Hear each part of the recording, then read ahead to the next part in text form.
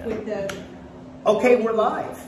Welcome everyone. We're continuing in Christian ethics. We're talking about the fifth commandment, honoring your mother and father. Okay, and again, for those of you that are watching at home or will be watching at home, for some reason I can't get my PowerPoint to work, so you're just gonna have to take my word for it. Okay, so again, what we're going to talk about, why does God want us to honor our parents? Okay, now you're thinking, what, goodness sakes, we're all older. Trust me, this gets really relevant, and I think it'll be really good. Should adult children continue to be obedient to their parents? Yeah. How do you deal with that one? Is spanking wrong? Uh-oh, now we're going to get in trouble. What are the advantages of public schools, private schools, and Christian schools? That'll draw the ire of some, because even within the church, even within Christians circles, you know, there's people that are adamant on each one of them, you know, and there are merits to all of them, and there are drawbacks to all of them. And God leaves it up to the parents to, if you're going to delegate teaching away from you to someone else, you better make sure you've done your homework and make sure it provides the best environment to grow your kids in the nurture and the admonition of the Lord. So anyway, we'll get into that. Okay, so fifth commandment, Exodus 20, verse 12 says, anyone know it by heart? Honor thy father and thy mother. And there is a promise that goes with that you'll have long life.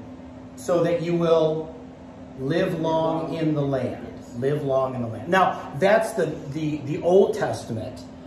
The New Testament, Paul obviously borrows from that and expands on it a little bit. But the idea that there's a blessing that comes from honor.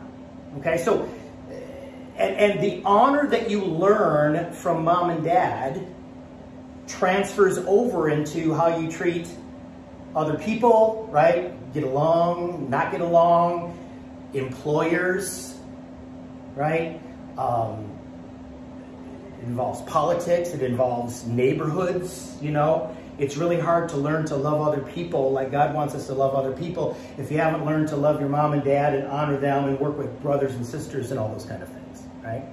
And so we'll get into this thing. I'm still trying to get it to work, but I guess it's not. So what's the meaning of it, okay? Again, the first four commandments deal with our relationship with God. And they are, remember? Love God, basically with all you got, right? Number 2. Do not have idols. No idols. Number 3. Do not use his name in vain. And number 4. Remember the Sabbath. The Sabbath. Okay, so all of those deal with our vertical relationship.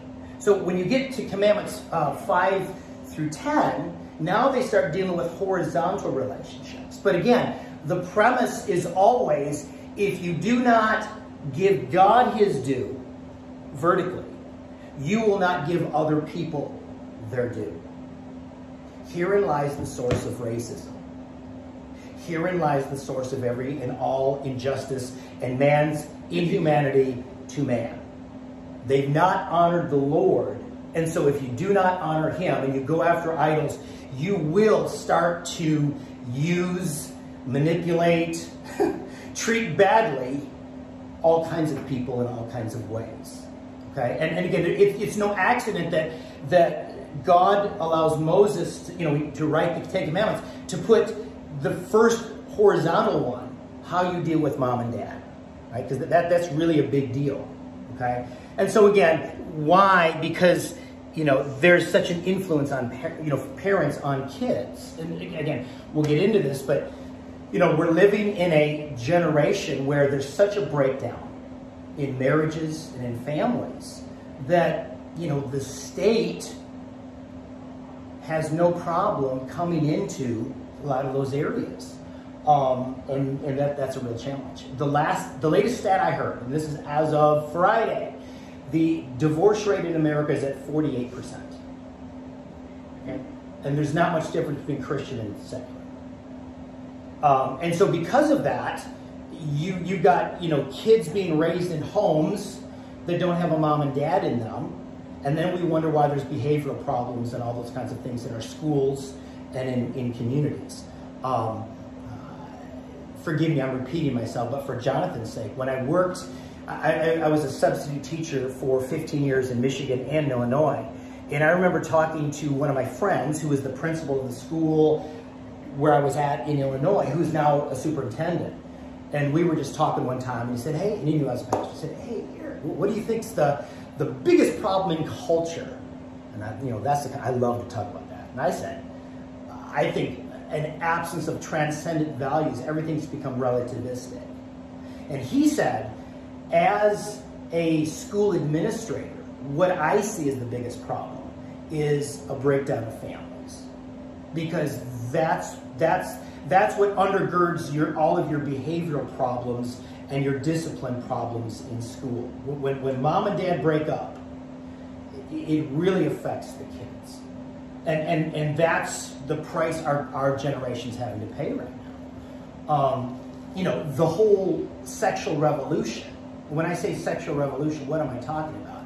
I'm talking about the pill, contraception, no-fault divorce, gay marriage, the transgender thing, okay?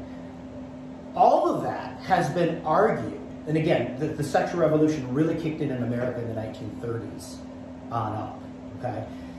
The argument was always, hey, the kids will be fine. We're going to go this direction, but the kids will be fine. And what we're finding out is, no, the kids are not fine. When mom and dad or adults indulge in such a way, because it's all about them, and it hurts the kids in some way, shape, or form, we're starting to reap the whirlwind as a culture. Okay, and so that's where what we're talking about is again it's critical. Because if that starts breaking down,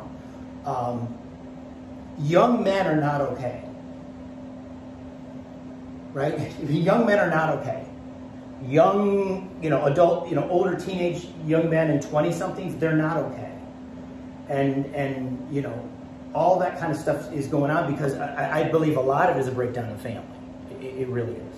And because mom and dads aren't staying together, and again, I'm not trying to talk about marriage here, but it has to do with honor. You start losing a sense of honor. I know when my parents got divorced when I was 12 years old, I started honoring my mom and I started dishonoring my dad.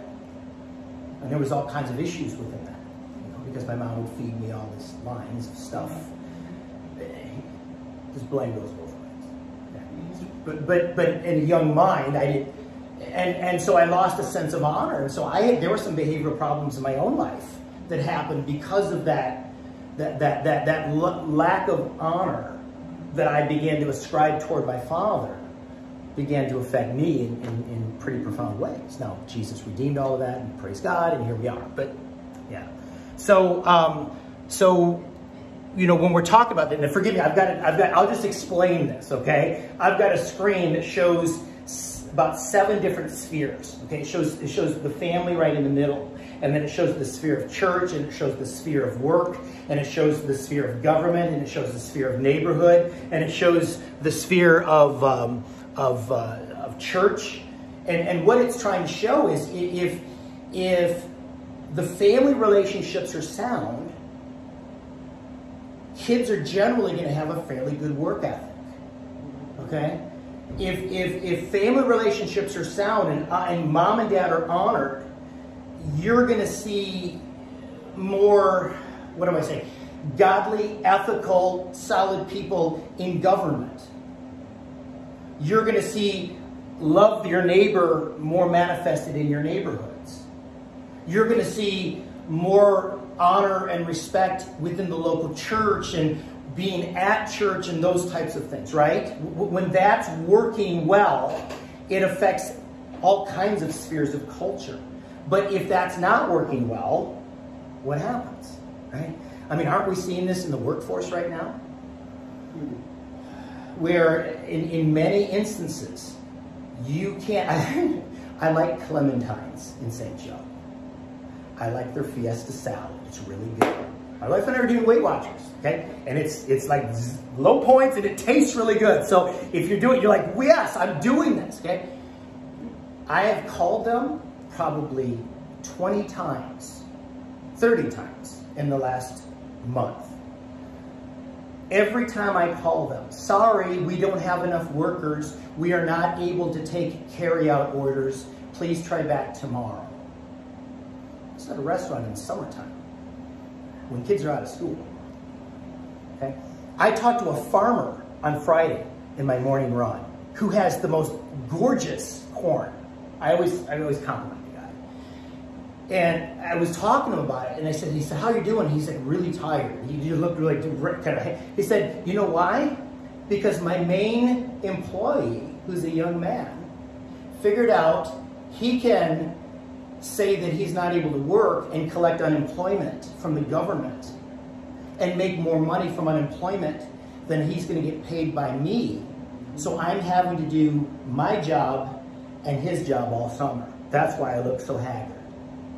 Okay? Now, correlation is not necessarily causation, but, you know, if you know, I don't know, I was raised, hey son, you want those cool jeans? You want those cool shoes? You want that? You can work as many hours as you want to make the money to pay for it. I'm not paying for it. I mean, I'll help you with certain things, but if you want to get the really cool stuff or the really expensive stuff, that's on you. You know, I learned from a young age, you're going to have to work. And no one's giving it to you.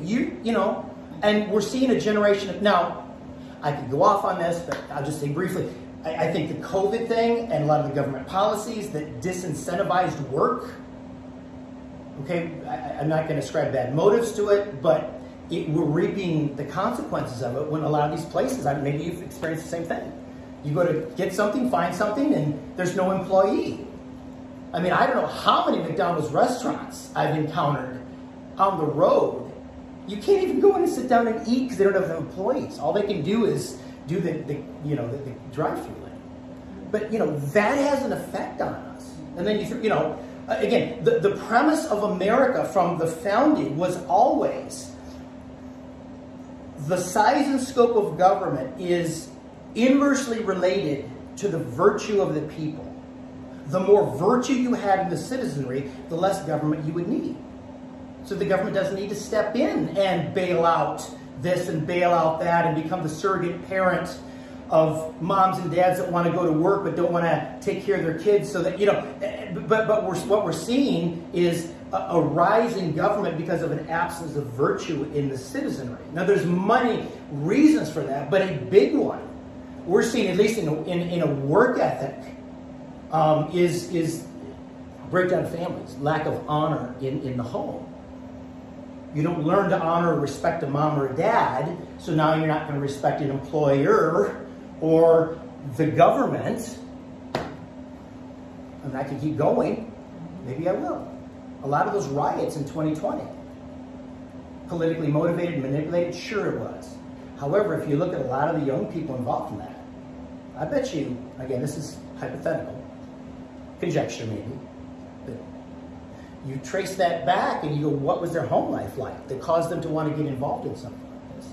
Gangs.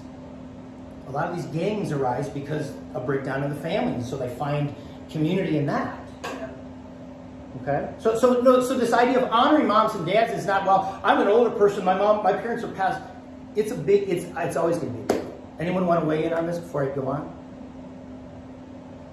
So it's mainly honor. We can honor, we should honor everybody, because they're all created in God's image. Yeah, so honoring even authority. If there's a bum on the road, we can still honor him because he was created in the image of our Right. Yeah. That. So how are you going to address those people too? You know, I mean, the whole gamut, not just mother. Yeah. And we care. We care for them. The church should care for them. You know, we've got an adoptive family fund that helps people that are struggling in our church first, but then in the community, because But again, I see a bigger issue in our culture right now is just a breakdown of that. So you're seeing it affected in government and in how we treat one another and in relationships and in neighborhoods or lack thereof, things of that nature. Yeah. But all that actually reflects back on the way they honor God themselves. Right. Because marriages wouldn't break down if God was involved in that marriage. Yeah. Children wouldn't be going through what they're going through if parents were taking care of their children the way the Bible speaks of them to take care of them. And this goes into Old Testament and that, but New Testament always gives you that, look towards God, follow what He has to say, do what He wants you to do, follow the Word, and things will work out to be fine. That's one of the reasons why I've heard people say, keep God in the center of the situation, and all things will work out from that. Right. And I truly believe that. Yeah, there's lots of factors in the breakdown of a marriage, and, I don't claim to know all of them, but I firmly believe that if you, especially within Christian families, for sure, there was a breakdown in the relationship with the Lord with one or both of them that led to some form of selfishness, some form of indulgence, some form of whatever that created the problem. I mean, either the Bible's true or it's not.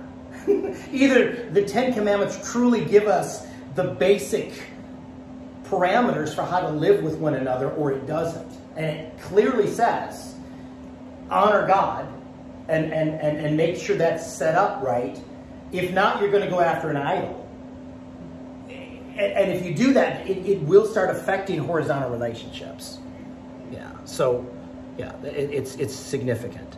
Okay.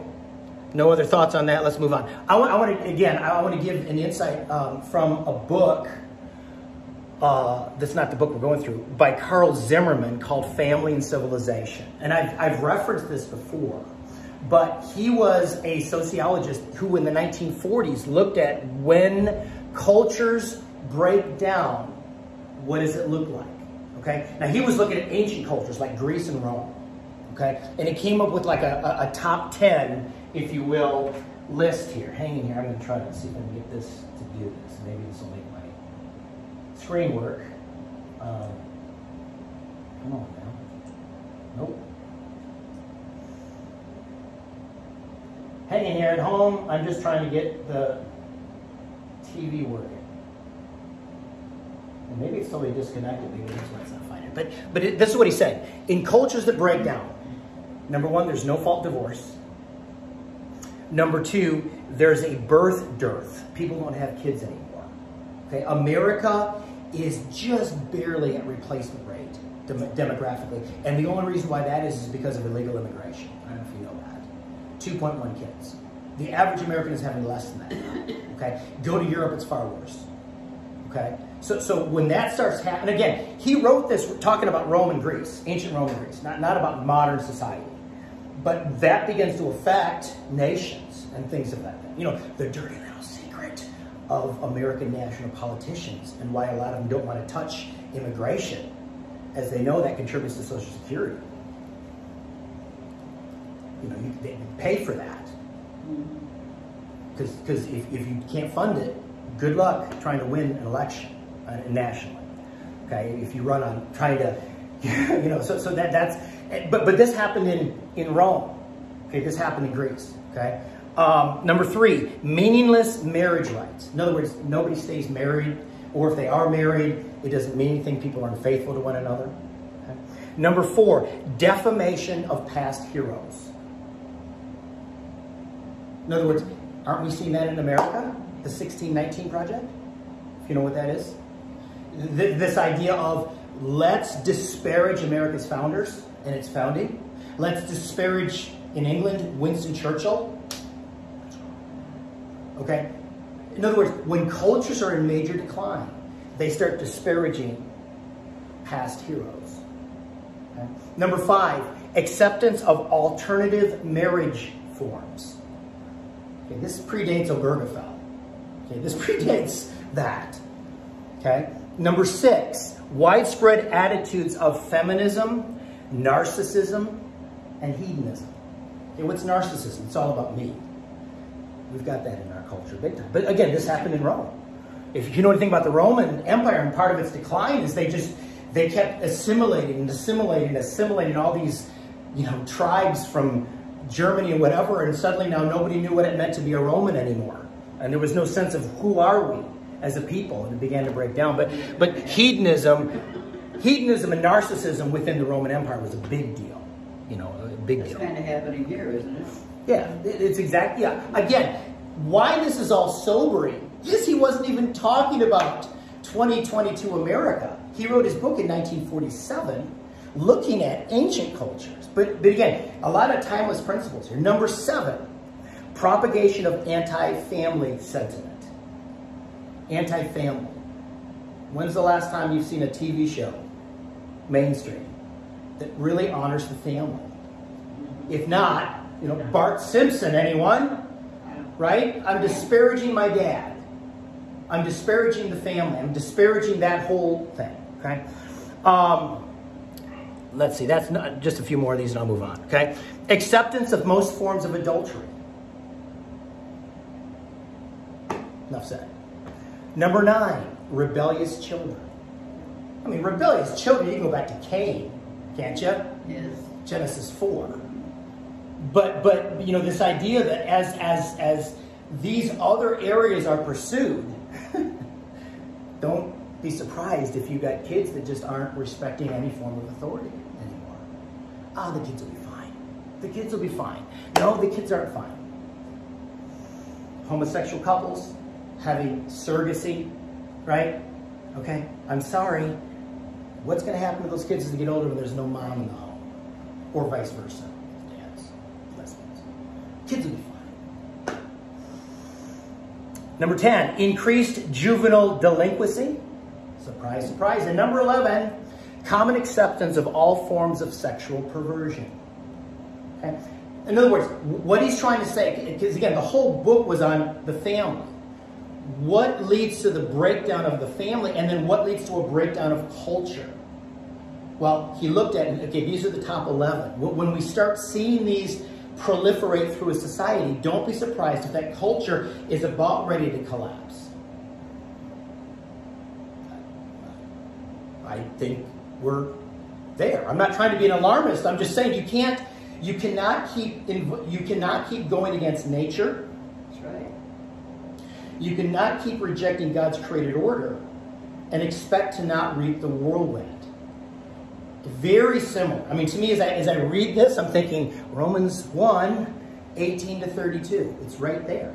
Okay? This is what he concludes. This is Zimmerman, and I'll move on to the ethic. I just thought you'd find this interesting. He says, the two fundamental attributes of human life are closely connected with familism. Okay? Families. Okay? He's a really smart guy, so he uses bigger words. In other words, what makes families strong? Number 1, loyalty in human relationships. And number 2, human relationships are products of a system of values coming from the infinite world. In other words, as long as you have a value system that is higher than you and your feelings and your moods and your good moods and your bad moods and your whatevers, in other words, there's something that holds you accountable that's higher, that's infinite, that keeps families together. 10 Commandments, anyone? Or something, right? Once that breaks down, this is what happens. The list I just read. Okay? There's something currently before the Senate right now. Have you heard about it? It's called the Respect for Marriage Act. The Respect for Marriage Act is going to take Obergefell, the gay marriage case, and codify that into law, but expand it to include transgenderism. There is no provision for religious liberty in it. There is no provision for Christian adoption agencies throughout America. So if that, it's already passed the House. It's in the Senate.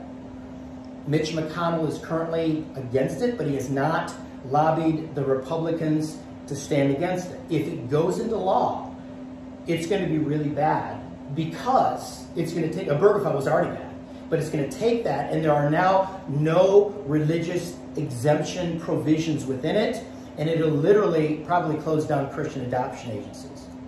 If all the Christian adoption agencies in America close down, guess who takes over? Who takes over? The government. Is the government the best parent for children? No. Does the government, you see what So this is where this stuff gets really significant. In other words, I would encourage all of you to call your senators. I know Michigan senators are kind of asleep at the switch. How could But something like that pass the House or? because I can tell you why. Because of the Dobbs decision, which struck down abortion. If you know anything about constitutional law at all, what got struck down in the Dobbs case was this idea that liberty is the right for each person to decide what your concept of existence and what is right and true is. Okay, that was codified into law. That was within Planned Parenthood versus Casey. That was in Obergefell. Okay? In other words, this idea that liberty is what each person wants it to be. Okay? The court struck that down in Dobbs. The other thing that the court struck down in Dobbs is that they put great pressure on the right to privacy that was used to give us Roe versus Wade. So Democrats, sensing blood in the water, because Justice Thomas said, give us a case so we can reverse Obergefell after Dobbs. Sensing blood in the water, the Democrats have tried to push this, and they call it Respect for Marriage Act. Okay, it's wrongly named, to try to prevent if the court would overturn Obergefell, this would stand in place of it. Okay, so we're seeing the family. I mean, we don't know what a family is anymore in America, and it's no wonder that things are not okay in a lot of ways. So yeah, it's interesting. But again, I like what Zimmerman says. How do you get strong families? Respect, and there's got to be a higher reference point from an infinite world. Okay, and he's not giving you chapter and verse in this book. It's not really that kind of a book. That's why it's more remarkable, because it's more of a secular book. But he put his finger on something. Okay. So yeah, there's lots going on. Be praying. Be standing. You know, thank God for godly statesmen that are coming into office. Amen. How come that hasn't been heard of more, this new marriage act? Is that because they don't want because they try to keep it under the radar, but it's about ready to be voted on. If it gets voted on affirmatively, it's not good, because Biden will sign it into law. And you know, if you remember, you know, Jack Phillips, the cake baker, okay, Baronel Stutzman, the florist, okay. If you thought those situations were bad, if this thing goes into law, any Christian that stands for anything dealing with a biblical conception of what marriage is can get the pants suit off of them and have no legal standing, because there is no religious liberty provision within it. Now, could it go to the Supreme Court and the Supreme Court weigh it against the First Amendment religious liberty clauses? Sure it could. But before we'd ever get to there would be years and years and years of havoc it would wreak on people that would say, hey, wait a minute, hold on, I've got a fundamental concern about this from a religious standpoint, but I think you can argue against transgenderism and homosexuality from a purely prudential way. You don't even have to get there, because anyway, I'll get off on that. But the system that deals with homosexuality and transgenderism, it's the reproductive system. What does the reproductive system do? It reproduces. And we're championing something that's inherently sterile, and we think that we're going to be okay. You can't go against the purpose of a system biologically and expect to be okay. You can't keep going against that thing. Something's going to break down. In other words, you don't have to argue chapter and verse. You could just go at it that way. You could say something like this. Hey, I found the skeleton of a woman who claimed to be a man from 200 years ago. And I looked at, and so she said she was a man, but I checked out her DNA, and it's actually biologically a woman. That's reality, not what someone claims that they are. Just because I claim to be Elon Musk doesn't mean I inherit his fortune. I identify as Elon Musk, so I'm gonna, right? Would anyone think, hey, you're heir to his fortune because you've identified it as Elon Musk? In other words, you can make arguments against this stuff. Again, without using chapter and verse, some very practical arguments. DNA testing. Just because you call a thing doesn't mean it's a thing. Biology. I think we've got, anyway. Any other thoughts, questions? Have I offended everyone in TV land? Sorry. The globalists want to depopulate there, so that's another way they can depopulate there. Nobody's going to have babies. Yeah. Yeah. And well, if you have them, they'll kill them. But to me, that is God's, I see it this way. That's God's way. It's a self-checking mechanism within nature. Secularism, when you truly embrace secularism, you reject God, and it's all about this world only. What tends to come out, especially in marriage, is, hey, kids are a pain. Kids harsh my mellow. Kids are a downer on my fun, so I'm not going to have kids. But what starts happening if that mentality goes to seed throughout a culture? You've gone below the replacement rate, so guess what will happen to that society?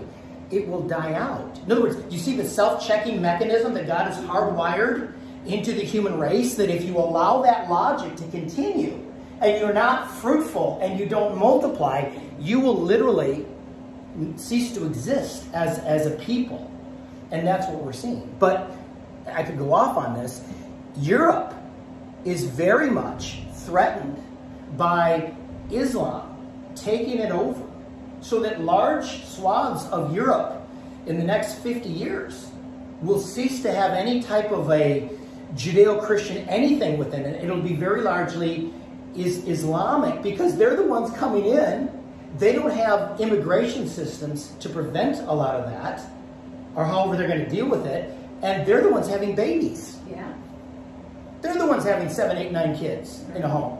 Yeah. Whereas your secular European is having either 0 kids or 0.4, whatever the number is in some of these, okay? So you see where that comes back to bite you, okay? So, yeah. Okay. Have I gone way off on a tangent too much today? I have a niece and a nephew. Both of them are dead set against having any children, and they're making it possible that they don't have any children. No. It's a personal decision, and I'm not trying to come across as condemning if someone doesn't have, if you don't have kids, I'm not mad at you. But this is something. But it's a personal decision. But nevertheless, there are ramifications for societies that America is entering something called a demographic winter, where we're not replacing, and yet you've got baby boomers all going like this: give me my retirement. And Social Security, which was designed for about 2 years, not 15, 20 years of lifespans, is going to break under that. So we're going to have to pay the piper and face this idea of demography. And anyway, gosh, we've gotten off. Have we gone way off on a tangent for you today? Okay, all right. But that, that's really important. This Social Security will come back to bite us as a country when we do not have enough people to fund it. And part of it is this idea that I'm not going to have kids because I'm 29 years old, or I'm 33 years old, and I'm living in my parents' basement playing video games. Failure to launch on steroids. It will come back to bite us as a country. Hey, older generations, they're the ones who are supposed to be paying for your retirement, and they don't want to work. What do you think is going to happen? I remember late 80s, took a grad school class in investments. My professor told all of the kids, okay, I was what, 20 years old then? 21? And he said, hey, don't plan on Social Security. It's like a rat moving through a snake. The baby boomer generation are going to move through that snake. They're going to exhaust it. So by the time you Gen Xers, and there's only 43 million of you, and there's 75 million boomers, they're going to exhaust the thing. So you better invest and do what you can to provide for your retirement. Do not rely on the government, because it won't be there anymore. And we've got close to, estimates of 100 to 200 trillion dollars of unfunded liabilities. That's for promises to future generations of Social Security. How are we going to fund that? But anyway, we're talking about families today. I need to get off on that. I tell that to my students in class, in my American government class. And there's, many of whom are very much entitlement society mentality kids, right? Free college, free this. And then I show them the staggering debt that America has to face. We can talk all day about entitlements, people, that if we cease to exist as an economy, it's not going to happen. And the deer in the headlights look on the kids' face is priceless because they've never thought about, oh, I thought it's all free all the time. No, your taxes pay for that. And there's not enough tax base to keep this golden goose going. Okay, the meaning of honor. Okay, I am so sorry this thing's not working today. To honor one's father and mother means to treat them with respect, deference, and care. To treat them as worthy of honor, as important and significant. Okay, the Old Testament was so serious about that what does it say you were supposed to do to a rebellious and stubborn kid that didn't listen to mom and dad? Stone him. What? Who said that? That's offensive to me. Yeah. It said to basically, parents, you can give your children the death penalty. Wow. Wow. Where's the ACLU when you need them? Or something like that. You know, it's like, yeah. In other words, God took that really seriously. I'm just going to read a quote. You guys ever read The Abolition of Man by C.S. Lewis? Probably my favorite book of his. Really, it's only 50 pages. And he's talking about, okay, what happens to a culture when the moral organ is removed? So now morals don't matter. Truth doesn't matter. What matters is what you feel. Okay? And one of the things he begins to touch on is honor. And here's what he says. He says, in a sort of ghastly simplicity, we remove the organ, but demand the function. We make men without chests and expect of them virtue and enterprise. We laugh at honor, and yet we're surprised when we found traitors in our midst. That's 2022 America. That's 2022 American youth culture. We've mocked honor, right? We mock George Washington. We mock Abraham Lincoln. We mock so-and-so because they supposedly didn't do it the way we want them to do it. And then we're surprised when there's a bunch of traitors within the country. Good book. My favorite one. That is highlighted about 68 times, I think, in my personal book. I'm just like, oh my gosh. It's on page 26 of the book. That's it. In a sort of ghastly simplicity, we remove the organ, we demand the function. We make men without chests and expect of them virtue and enterprise. We laugh at honor, and yet we're surprised when there's traitors in our midst. Let's kneel at the flag. Let's dishonor something that we should honor. So what is the judgment for treason in the government? As much has been going on, I don't think there's any. Yeah, there is. Now, as long as you can hide it, you can do as much as you want. Until you're caught. I'll give you a Supreme Court case. Forgive me, my background is constitutional law because that's what my grad school degree is in. But there was a case in 1958 called Trump v. Dulles. Okay, it dealt with being a traitor. It was a case involving a soldier in World War II who was in Northern Africa, who during his tour of duty deserted. Okay, typically, if in World War II, if you deserted during wartime and you became a traitor in some way, shape, or form, what was your penalty? Didn't they kill him? You get shot. Yeah. He appealed the military tribunal. It went all the way to the Supreme Court. The Supreme Court said in their reasoning, the evolving standards of decency, this is a direct quote, the evolving standards of decency that mark the progress of a maturing society. That's the phrase they use. In other words, we're maturing as a society. So they said, because the normal penalty, well, what they did with the guy, what the military did, they actually gave him a break. Instead of shooting him, they took away his citizenship. And the Supreme Court said the evolving standards of decency that mark the progress of a maturing society says that that's cruel and unusual punishment to take away his citizenship. That's a violation of the 8th Amendment's prohibition against cruel and unusual punishment. So they struck it down. So to become a traitor in wartime, and they got nothing happened to him. Wow.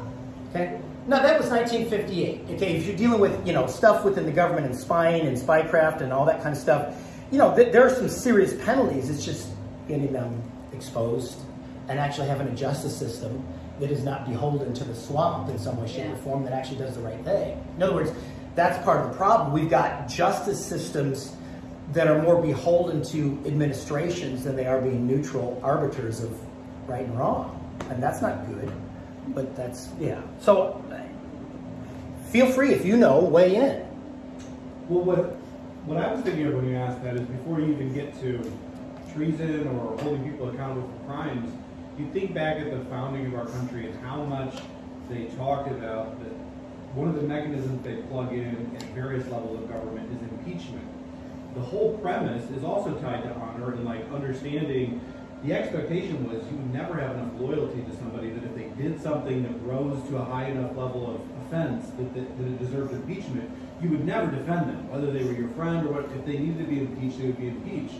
And if you think about it nowadays, impeachment is largely just another partisan. We saw it in the last administration. Yeah. But if you think about, there's nothing that could happen right now, I would submit, in this presidential administration, there's no crime that they could commit that their own party would decide we ought to remove this person, right? Even just a couple generations ago, right? I mean, the pressure was on Nixon, right or wrong, right? He was gone. He was toast. They were saying, you get out of there, and his own people were telling him that. We don't see that. Yeah, and even right? Nixon recognized that for the sake, yes, he was, I'm not a crook, right? But for the sake of the country, he was willing to fall on the sword. We're not okay, that's the statesmanship I'm talking about. Yeah. Okay, Nixon, for all his flaws, still had enough statesmanship in him that when he was caught red-handed, he fell on the sword. Yeah. We're not seeing that. You know, so you know, could Biden be impeached if the next Congress happens like I think it will? Perhaps. Do we want that as a country? Do we want every election cycle to have impeachments? That's the mark of an unhealthy republic, when it becomes a partisan job to, in other words, we're disrespecting the will of the people. Now, we can argue all day about elections that are decent or not, but let's assume elections are legitimate. If he's not upholding the Constitution, his first thing Yes, is uphold yes. the Constitution. But I'm saying, generally speaking, every election cycle, we should not have impeachments. That's a very unhealthy republic, okay? But I'm making a number of assumptions. One assumption is we have people in high office that are actually legitimately should be there, and number two, actually act with integrity and actually act. Yes, if they're acting unconstitutionally, they're fair game. But it's to the point like what you just said. It's become like a partisan.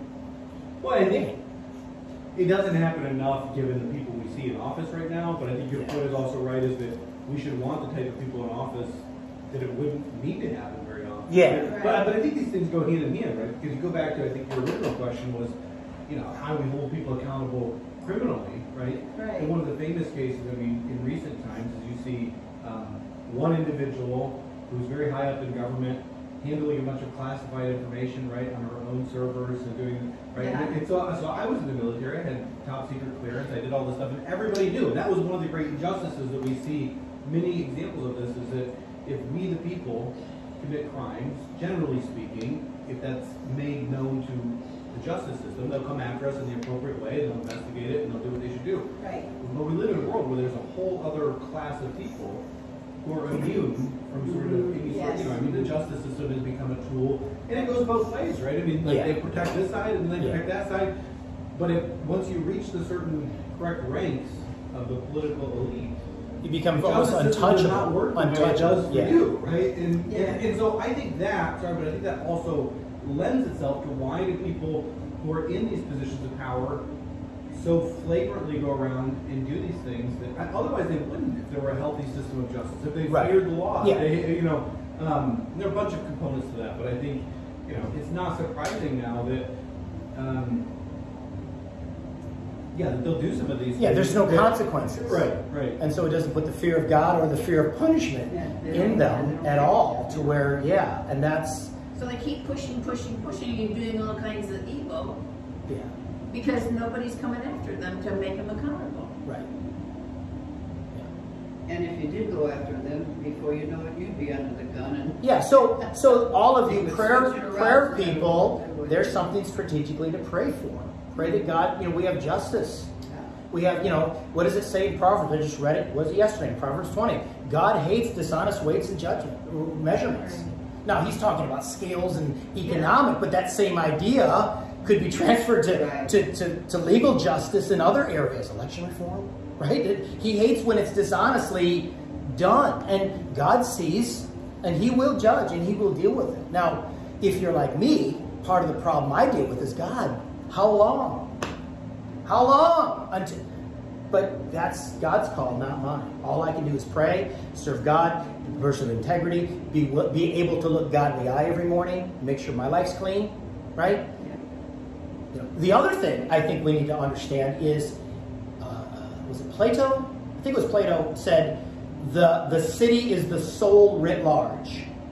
In other words, if you want to look at the health of a city, or the lack of health in a city, look at our individual hearts, because the individual hearts of the people are same thing in a democracy, right?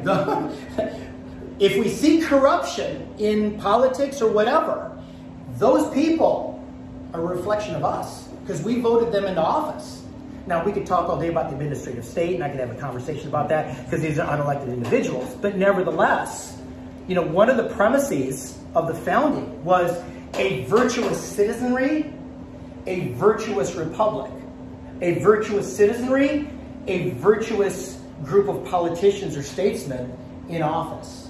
And we're not seeing that. We're seeing a breakdown of honor, breakdown of respect, breakdown of fear of the Lord, all those kinds of things. So yeah, but hey, God determined the times and seasons in which we live. This is us. This is our hand. We got to play it, right? We got to stand. Thankfully, people like Jonathan that are running for office that are godly people, that's significant. That's important. And that's just one factor. The founders always presumed that the civil society, the private sphere, would influence the public sphere. We've got to be very careful that we don't see our salvation in politics. The church, God's people, the private citizenry, they are key to a republic. If we're still a republic, small r. Now, I could argue that we're not that as much anymore. But anyway. Yeah. James Madison, that's interesting, later in life in the 1830s. He died later than a lot of the founders. I think he died in 36, 38? He looked at the slaves in the South. And he said, because of all those slaves, because of all those people, slaves, that don't have all that freedom, America is no longer a republic, small r. You cannot call yourself a republic if you got that many slaves. And in America, we have a lot of slaves today. Slaves to the entitlement program, all those. In other words, the idea, American citizenry is high citizenry. They presume a knowledgeable people, a free people, a people not beholden to indulgences, but live virtuously. In many respects, we're not. And no politician is ever going to fix that, with all due respect to our guest. No politician is ever going to fix that. It's a heart thing. I like what Alexander Solzhenitsyn said, the great Soviet dissident. I think he gave this in one of his speeches to Harvard. But he said this, he said, the line between good and evil goes straight through the human heart. In other words, it's not a Republican thing. It's not a Democratic thing or conservative. It's a human heart thing. And unless that is dealt with, there's no amount of legislation, there's no amount of political power that is ever going to fix that. James Madison in Federalist 55, I'm loosely paraphrasing, he said, basically, if a people are not self-governed, if a people are not virtuous, not even the chains of despotism is going to keep that people down. In other words, if we cease to be virtuous, we will cease to be free. Don't be surprised if some tyrant is over the people. Because unless, again, there's that inverse relationship between the size and the scope of government and the virtue of the people. The founders understood that very, very well. If you do not have virtue, then guess what? You're going to have a tyrant that's going to keep you in line. And 1930s Germany found out what that was all about. That type of thing. Okay, George Orwell, 1984. Stuff like that. Any other thoughts before I move on? Have I offended everyone at home? Please know I love all of you. And we're just talking about big things today, big ideas, stuff that I think needs to be hashed through. And a lot of it has to do with honor or the lack of it. Honoring God and honoring parents. This question. You have said many times that Social Security, that entitlement, is not a good entitlement. Granted, as it goes, it will break down. But why do you say that there should be no Social Security? What do people do who have no income of any kind? We got 20 minutes. That are running short, have no retirement fund, no way of getting, and this is the only way that they have any means of being able to buy bread, milk, gas, house payment. Great question. Whatever. Because I get asked this a lot by older people in my college classes. The younger pups don't think it through. Okay? Let me respond. I can talk about this in a number of levels. Let me respond by this. What is the purpose of government? Protection and to take care of us and to... Okay, well, what you just said... You said... I mean, help us to be able to live in a society that we can be able to maintain ourselves. Okay, so the purpose of government is to take care of us in some way, shape, or form. Is that what you think? I'm just asking. Not to take care of us, because taking care of us would be giving us these entitlements and that, okay? But to make sure that we are capable of being able to work, being able to do what we need to do to take care of ourselves, to allow us to function the way we're meant to function. Okay, I'm going at this one angle is what is the purpose of government? Okay, if you look at the Declaration of Independence, Jefferson says that to secure these rights, governments are instituted among men. Okay, what rights? The rights to life, liberty, pursuit of happiness, and there's a whole bunch of other ones. Okay, in other words, what's the purpose of government? To secure your pre-existing, pre-political rights. In other words, you got rights that are pre-political. Before government was ever around, you got them. What are they? Life, liberty, pursuit of happiness actually means the pursuit of virtue. The pursuit of the good. It's not hedonism. It's actually the pursuit of the good life for an athlete is to work hard and practice so that when he gets in the game, he can excel. That's virtue. That's virtue on the field. Okay? In other words, it's very different. But anyway, so the idea of the purpose of government at the founding was something called government protects your negative rights. Okay, what does that mean? Negative rights are, again, this idea of rights you already have. Rights, in other words, your right to free speech, your right to freedom of worship, your right to freedom of religion, your right to petition government, your right to bear arms. We can go through the Bill of Rights if you want to. Okay? In other words, you already have those rights. Government just recognized what you already had. So government should protect those. Okay? The shift happened in the 1930s under Franklin Delano Roosevelt. Now the role of government is not to protect your pre-existing rights because, after all, the Great Depression caused you to enter into starvation and so now government must give you things. So now the role of government is to give you positive rights. So in 1944, in a January speech to Congress, he advocated something called a second Bill of Rights. The right to a home, the right to Social Security, the right to a vacation, the right to health care, and he listed all these rights. In other words, he said, necessitous men are not free men. Needy people are the stuff of which dictatorships are made. So I propose to Congress today the second Bill of Rights, and in other words, and that has been embedded in American heads ever since. Social Security is one portion of that. Okay, in other words, yes, we'll talk about the merits of Social Security, but I want to talk about, okay, what is the purpose of government from the founding? The founding was protect your pre-existing rights. You provide for your own retirement. You invest yourself. Now, you could argue and you could say, well, wait a minute. The money I could have invested, I had to pay Social Security. Exactly. Exactly. I would say give us the freedom to not pay into Social Security. Let us invest ourselves, and I'll have a lot more money at retirement. But that presumes what? Self-government. That presumes self-control. That presumes you're not going to spend a bunch of stuff, okay?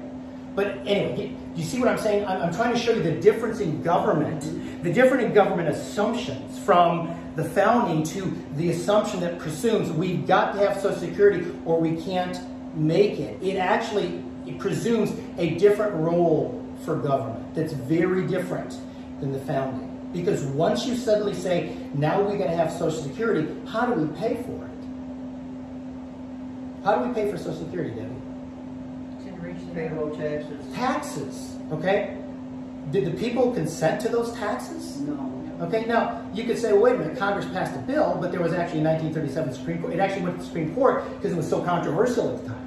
Let me say that again. It was so controversial at the time, it actually went before the Supreme Court.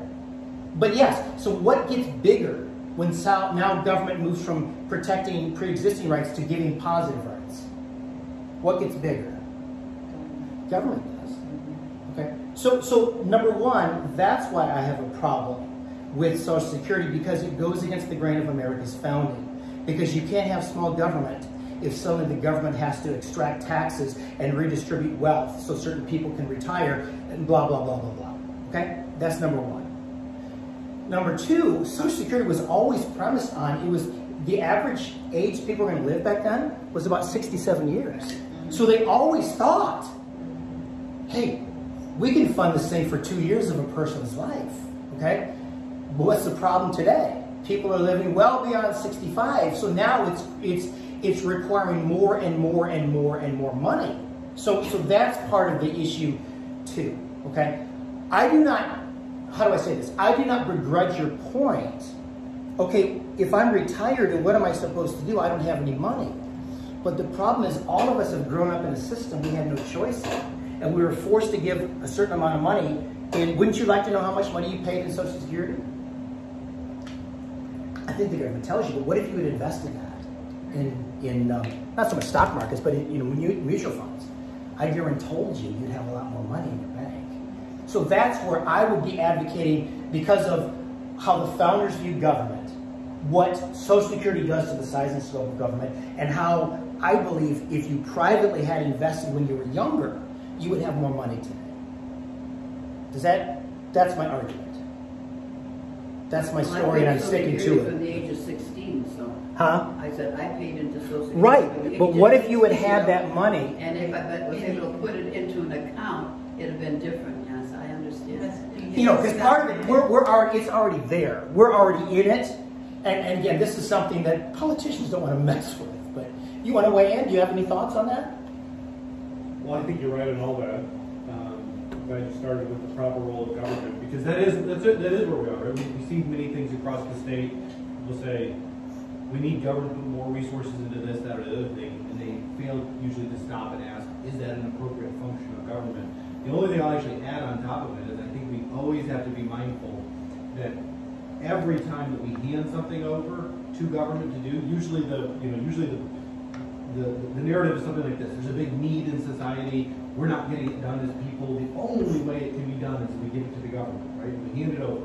Yeah. And then a couple of things happen. One is that never comes back. That becomes the purview of the government in perpetuity, right? And the other thing that happens is that usually those things, and this includes care of elderly, usually those things have been handled appropriately by virtuous societies, right? We find ways, right? This is a very clear directive. It doesn't apply to all elderly people, right? But we are told to take care of widows and orphans, right? This is like one of the very clear instruction points. People say, like, what can I do as a Christian? Take care of widows. You're like, go find a roof that needs fixed, but it's very clear. So when the government steps into these roles, we actually have to be mindful too that every time we say, oh, it's on them, that creates a whole society where people grow up thinking it's not on us. Now, we can only step into it, but I'm just saying this is naturally what happens. Yeah. Right? When we say government, when we say education belongs to government now, don't be surprised then when the whole education system, people start taking a step back and say, well, it's not me, the government does it, right? Yeah. It should be us. It should be Christians in society who are leading education, right? And it used to be a lot more of that. When we say medicine, belongs to the government now, that's the purview, because we need medicine, right? So the government's the only one who can do it. Then we step back from care for each other, right? That used to happen within society, within fellowship, often from a Christian perspective, right? So every time we cede these things to government, they're usually gone for good, and they usually create a gap in what we should be doing in our own communities. So I think, think of some of the old family models that we used to have, right? I mean, I even saw this not that long ago, where I had a great-grandmother that lived in our house with us, towards the end of her life for quite a period of time. I think that's a healthy family model. There are some places around the world where that's entirely what it is. When we're very young, we all live in a family unit. We have a period of high productivity throughout our lives, and then we have a period where we all move back in together again. Not everyone has to do that, right? But many places where I see that, it is highly effective, and it's actually really good for the family, right? When I get to have my kids actually spend time with my grandma in the home, there's a lot of value there. So, anyway, stop. No, that's really good, because, and he makes another point, is civil society shrinks when government steps in, right? In other words, if you really want a healthy republic, you need to have a large civil society and a small government. I could show you, I've got graphs I show my students. If you look at the size and the scope of government in 1900 and the size and scope of the American federal government in 2013, I've got this graph. I got it from Hillsdale College. I got it from Larry Arnn. Okay? You see the civil society huge in 1900. By 2013, you see it's just like this sliver of civil society. Families, churches, voluntary organizations, that which de Tocqueville talked about. You've got to have that in order to have a healthy society. It becomes very unhealthy when that shrinks. And now, and let me say this, Joanna, I mean this in no disrespect to you. But what you voiced is exactly what Jonathan said. This is what happens when generations of people have been raised in that. Your only expectation is, well, if the government doesn't, how can I do this? And in other words, it begins to disincentivize the idea of, hey, what if I did it myself? Now, Joanna, you are a very independent person. I know you do it yourself. But there's a lot of people that think, if I don't do this, I have to have government. My point behind that also was that those people now who were never able or didn't want to save or were so sensitive, you can't cold turkey. Those people now, they have nothing. Right. They have no family. They have no church. They have nowhere to turn. Yeah. So they rely on this Social Security now because they have nothing. Yeah. So without that, they have to turn and say, I have to have that. And that has to be their mentality. And this is the role of a statesman in office. Okay, how do you disentangle this as it's already, because you are very correct. It's like, you can't just cold turkey people. They'll starve to death. I understand that. And I would be the last person to advocate that. I try to always go at it from constitutionally speaking, and what's interesting in the Supreme Court case, forgive me, the name of the case escapes me right now. I should know this, but this is what the court said. We are basically saying Social Security is constitutional. We could go and look at the vision of American government envisioned by Madison, but we're going in the direction of the vision of the government advocated by Hamilton. Okay, if you know anything about that, that's very significant, because Madison was a small government guy. Even Hamilton, if he was around today, he'd be considered a small, but nevertheless, he advocated a much bigger role of the federal government. So the Supreme Court said, we're going with big government. We're rejecting the Madisonian view of the Constitution. The Madisonian view is the founders' view. It's like, whoa, but they did something. Alexis de Tocqueville, in his book Democracy in America, said this, I'm paraphrasing. He said, in America, it's very different than France. In America, if somebody wants to do something, they elicit the help of friends and family members and churches and voluntary organizations, and they build something. You know, they build a house, they build a road, they build a bridge. He said, and what they build is smaller than what the government could build. But because there's so many of them, and they do it so rapidly, and it's all throughout the country, that what they do is much bigger and better than anything the federal government could do. And that's kind of what Josh was getting at. This idea of volunteer. You know, the thing that Alexis de Tocqueville, the Frenchman that came to America in the 1830s studying prisons, and he stopped studying prisons and he became fascinated with America, was, you guys volunteer for everything. This is wonderful. Oh my gosh, you're doing stuff in Europe we would never see. And it's because you don't rely on the government. You all do it yourself. And a lot of and I could talk long about FDR. FDR got a lot of his ideas from Woodrow Wilson. Woodrow Wilson is really the culprit. Woodrow Wilson and Teddy Roosevelt are the reason why we've got big government in America. They really shifted gears and advocated this administrative state and all this stuff. But anyway, but that's, yeah, interesting. Anyone else want to, did I answer your question? Yeah. Yeah. You gave me some light. It's okay. The situation with Social Security right now is very similar to, and I'll use a metaphor that Abraham Lincoln used about slavery. Because to try to fix Social Security is like, right? Well, imagine trying to get rid of slavery in America pre-Civil War in the 1850s. What would you do? And he gave this analogy. He said, imagine I go into, he said this in a speech. He was something, I think, for Senate. He said, imagine if I go into my daughter's bedroom to kiss her goodnight, and I notice on top of her bed is a big lump. And I realize, oh my gosh, there's a rattlesnake in my daughter's bed. I said, what do you do? On one hand, you could go in there and take a shotgun, but I would also kill my daughter at the same time. And he said, that, my friends, is what America is dealing with the slavery issue.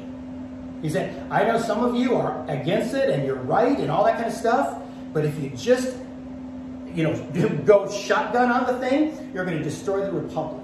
So we've got to be very careful. Now, it's not as slavery. I'm not trying to equate slavery. Okay, just see what I'm saying? But it's that similar kind of thing. It's a snake in the bed of our child. How do you excise the thing without destroying people? Okay, but again, government never took care of it in the first place the right way. Yeah, but I want to be very fair to FDR. Two things. He really thought, I'll just provide for 2 years of a person's life, and I've read many biographies of FDR, he never expected it to last this long. Yeah. He really thought it would fade away. Yeah. As Americans got back on their feet again, he never intended the thing to last this long. Okay, so I want to be very, I got my issues with FDR, but in this case, he really was not, he did not expect it to last to 2022. And I believe he would be shocked to hear that you are 80-some years old and still expecting Social Security to take care of you, because he would have thought, people are living into their 80s and 90s? Oh my goodness, I would have never advanced something like this. I knew it would never work. I believe, to be fair to him, I believe he would look at that and say that. Anyway. Wow. We got on a lot of subjects. An awful lot of subjects, but we talked about honor. So hopefully this was helpful to you, and blessings everyone, and we'll see you next week. This will be uploaded on YouTube shortly.